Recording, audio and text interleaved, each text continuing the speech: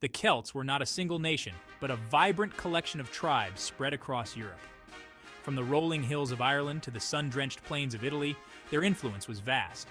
Each tribe had its own king or chieftain, but they were bound by shared languages, beliefs, and a warrior culture that made them formidable opponents. Imagine a mosaic of cultures, each piece unique yet fitting perfectly within the grand design of Celtic life. These tribes were fiercely independent. However, they understood the strength in unity. When threatened by a common enemy, they could unite under a single warlord. This ability to band together and harness their collective might would prove to be a crucial advantage in their conflicts with the rising power of Rome. For the Celts, warfare was not merely a means to an end. It was an intrinsic part of their culture, woven into the very fabric of their society. Young boys dreamt of proving themselves in battle, of earning glory and honor. They trained from a young age, their bodies hardened, and their spirits tempered in the fires of combat. Victorious warriors were celebrated as heroes. Bards would sing of their bravery. Their deeds were etched in memory. This emphasis on martial prowess fostered a society that bred exceptional fighters.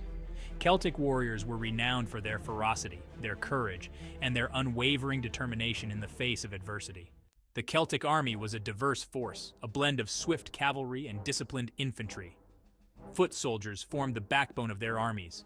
Some were lightly armed, relying on speed and agility. Others were heavily armored, wielding large shields and long swords or spears. These warriors formed a nearly impenetrable wall of iron and flesh. Their cavalry, however, was the stuff of legends.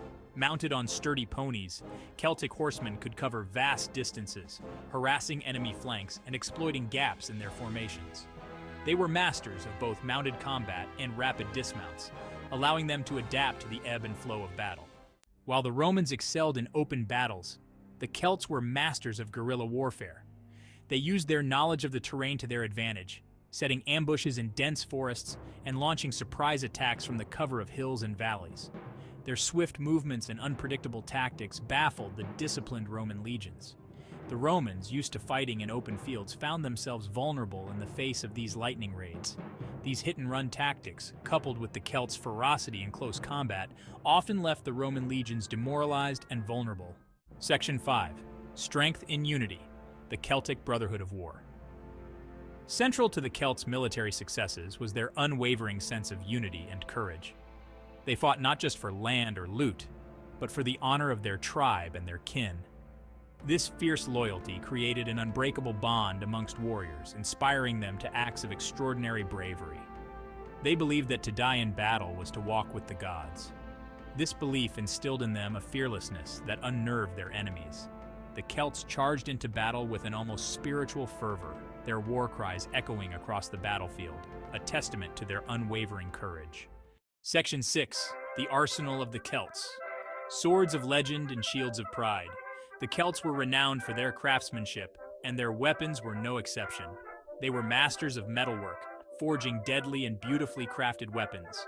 Their long swords, often double-edged and meticulously crafted, were designed for both thrusting and slashing, making them fearsome weapons in close combat.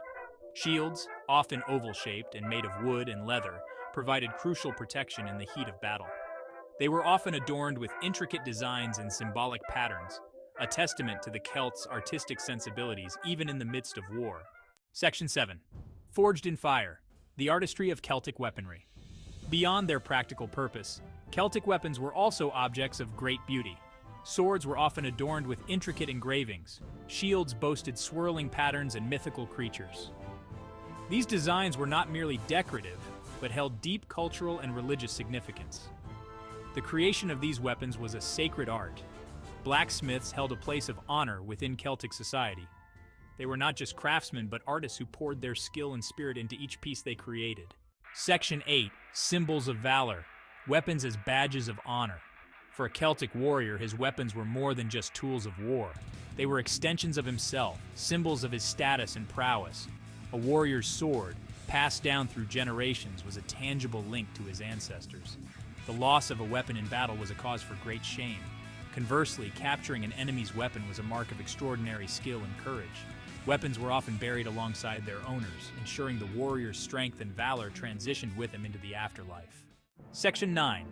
Triumphs against the Titans. outmaneuvering the Roman war machine. The Celts' military prowess was displayed time and again against their greatest rivals, the Romans.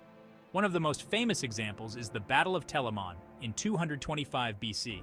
Outnumbered by the highly organized Roman legions, the Celts, under the leadership of the Carthaginian general Hannibal, used a cunning combination of terrain and tactics to achieve a decisive victory. Their victory sent shockwaves through the Roman Republic, demonstrating that even the mighty legions were not invincible. This clash of titans showcased the strategic brilliance of Celtic commanders and the adaptability of their warriors. Section 10. The Enduring Legacy. Echoes of Celtic Valor. Though the Roman Empire eventually absorbed much of the Celtic world, the legacy of the Celtic warrior lives on. Their courage, their skill, and their innovative approaches to warfare continue to fascinate and inspire. Their stories, passed down through generations, remind us that even the mightiest empires can be challenged by the will and determination of a people fighting for their freedom. The echoes of their war horns still resonate in the tales we tell and the heroes we celebrate. Imagine a world where the Gauls triumphed over the Romans. The cultural landscape of Europe would be vastly different, with Celtic traditions, languages, and governance structures dominating the continent. The Roman Empire's influence on law, architecture, and engineering might have been replaced by Celtic innovations. This alternate history would see a Europe rich in tribal diversity, with a stronger emphasis on oral traditions and warrior societies. The spread of Christianity might have been slower, with Druidic practices remaining prevalent. Overall, the Gauls' victory would have led to a more fragmented but culturally rich Europe. In this reimagined world, the vibrant tapestry of Celtic life would flourish, preserving the essence of their warrior spirit and deep connection to nature. Their intricate art and formidable weapons would be celebrated, not just as relics of the past, but as symbols of a living, breathing culture. The echoes of Celtic valor would not merely be historical footnotes, but the foundation of a proud and enduring civilization. As we reflect on this alternate history, we are reminded of the resilience and strength of the Celtic people. Their legacy, whether real or imagined, continues to inspire us to cherish our diverse cultural heritage and to honor the warriors who shaped the course of history.